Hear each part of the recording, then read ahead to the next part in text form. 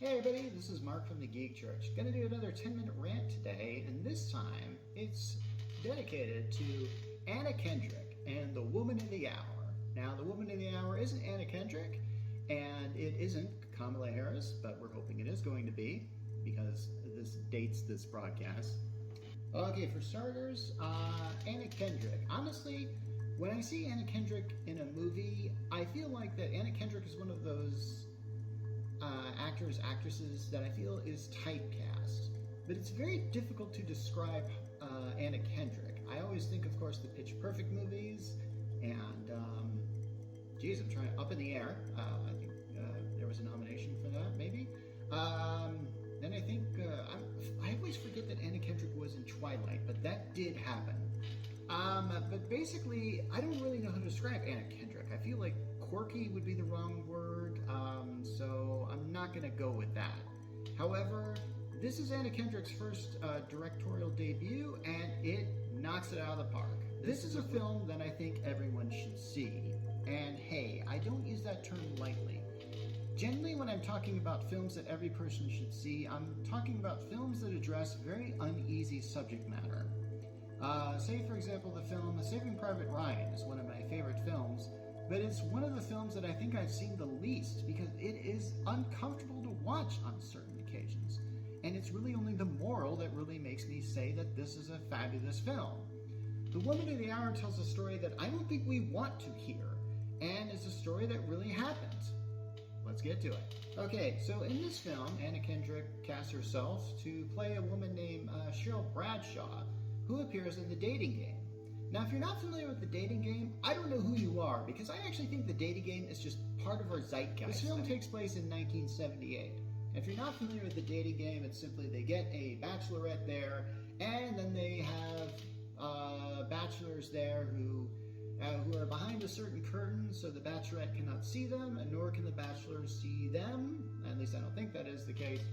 And the bachelorette asks certain questions. Now, as it so happens, one of these people here in this 1978 taping was named Rodney Alcala. I might be pronouncing that wrong. But yeah, that actually happened. And then here's the thing. He won. He absolutely won. He won her over. Okay, so I had to admit, whenever I'm watching a movie that's based on a true story, I'm always wondering about what parts are added. And in the case of this, there are some scenes added just to make this film more Hollywood friendly.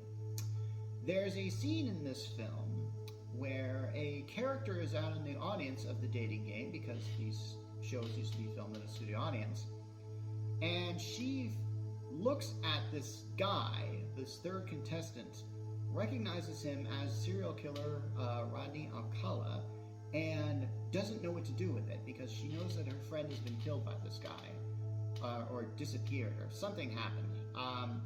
And they show her walking out of the audience, and then she stumbles into a cord that knocks down one of the monitors, which forces them to shut down The Dating Game for a few minutes, because I'm assuming that this was done live, maybe? I don't really know how they did television back then.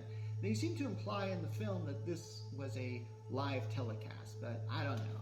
Now, later on in this film, this lady reports this to the security at the studio, and they tell her to go meet with some guy and wait by this office. Well, it turns out that guy who she was supposed to wait for wasn't the producer of the show, like she was told. It was the janitor, and apparently they were just leading her on.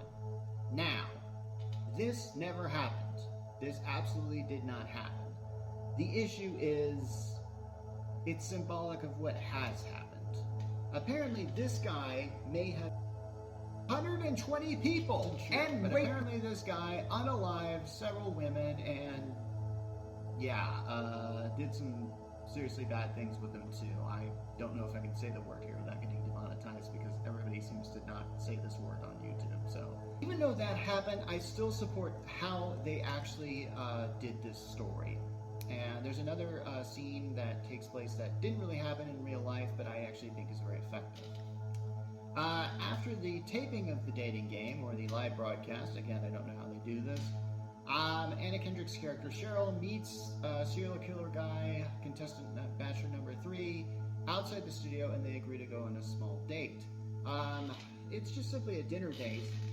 And from there, it's very obvious that Cheryl has a huge creep detector moment with this guy. And she realizes that this guy is not nice at all. And he is going to take advantage of her if she gives him any bit of leeway. And the way there's even a later scene where, oh gosh, there's a scene where she writes down her number, but then as she's walking to her car, he calls out to her and says, hey, I'm having a hard time reading the digits. And she can't just shout the number back because she left a fake number. And yeah, and then she just basically says, I don't think I ever want to see you again. And that's a pretty dynamic moment in this film. I really appreciate this film for going there. And when it goes there hard. And so why should everybody see this film? You should see this film because it's on Netflix, and also because it shows a problem that honestly I don't really have, that I think I need to be alerted to. That is, in this film, the character Cheryl is constantly being creeped on by guys. I think there's a neighbor there that is apparently trying to help her out in her acting career, but he really just wants to get with her. It's basically showing that men are just absolute creeps sometimes to women. And I just think that that's something that, hey, I realize that this is something that isn't really necessarily like an issue that nobody's talking about, but it's an issue that I feel like is talked about in a very proper manner here, and is actually kind of made me realize, like, oh gosh, geez, yeah, men can be kind of creeps, can't they? So men, stop being creeps. Stop trying to have private agendas with women so you can get with them later. Don't do that, idiots. Now, unfortunately, one of the things about this film that I kind of, I feel like that films like these, they tend to make the antagonist very motiveless. There's no real reason why Rodney is doing these things to women. He doesn't seem to have any deeper motivation. I don't really think that this is type of a film that really goes there. Actually, in fact, when this film was over, I was actually surprised how quickly it was over. Because this is one of those films where the chronology is like all over the place. So we see Rodney at the beginning of his killing, and then we see him kind of at the end of it. And apparently someone did report him. And I have to admit, Okay, there's a scene here that's very uncomfortable, where after Rodney has his way with this woman he meets, like at a laundromat or something like that, basically she pretends that she was kind of into it and wants a ride home, and on the way back, Rodney stops at a gas station. This is when she makes her escape and calls the police. In other words, she has to do a little subterfuge just to get out of there alive. And this is really sad that this happens and is probably still happening. And yeah, the creep factor is high. And I don't know if I, as like a man, can even talk about this stuff, but seriously, just don't do that, guys. That's just sick. And yeah, I don't know if it would have helped to even know the motivation as far as why Rodney does this. Maybe this isn't the type of story here. Anyway, it ends with this guy.